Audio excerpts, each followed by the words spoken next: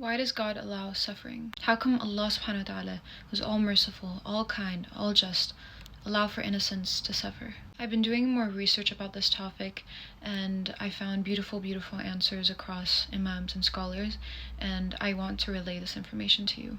There's an old poem by a Persian poet that went something along the lines of, I wanted to ask God why he allowed hunger, poverty, and war, but I was afraid he might ask me the same question. God has given us enough sustenance, enough food on this planet for everyone to have 3 meals a day, 3,000 calories a day. God has given us enough guidance through scriptures, prophets, messengers, for us not to inflict the kind of cruelty that we inflict on each other. So when we look today and we see oppression, when we see war, when we see hunger, when we see poverty, when we see genocide, we should look to ourselves, because we don't hold God accountable for the evil of man.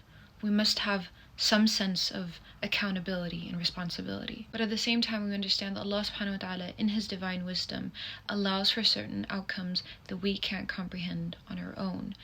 Because for us, it's like trying to see a picture when we've only been given a pixel.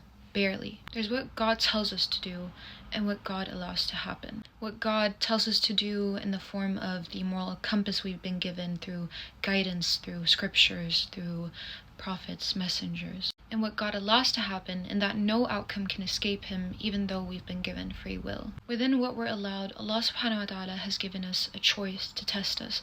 In the Quran, Allah subhanahu wa ta'ala says, we have showed them the way whether they choose to be grateful or ungrateful. And Allah subhanahu wa ta'ala has created many species, mankind just being one of them. But we're special. In the Quran, Allah subhanahu wa ta'ala says, indeed we have dignified the children of Adam. And Allah subhanahu wa ta'ala expands on this when he says, we created humans in the best form.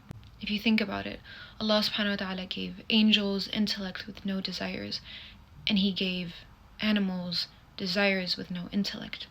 But he gave humans both. Mankind was given both intellect and desire. And to navigate between the two, Allah subhanahu wa ta'ala has given us a moral compass, a guidance.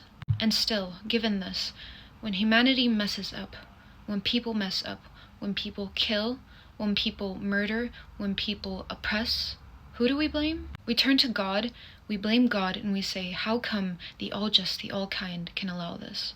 On one hand, we want the free will to reject God, to reject his orders, to reject his scriptures, his revelations, his legislation. We want to live completely free without restrictions. And while we're rejecting God and we're free, we also don't want to be too free. We want him, we expect him to stop us when our free will gets out of hand. We ask him, don't force us to do good, but when we mess up too badly, force us to stop being evil.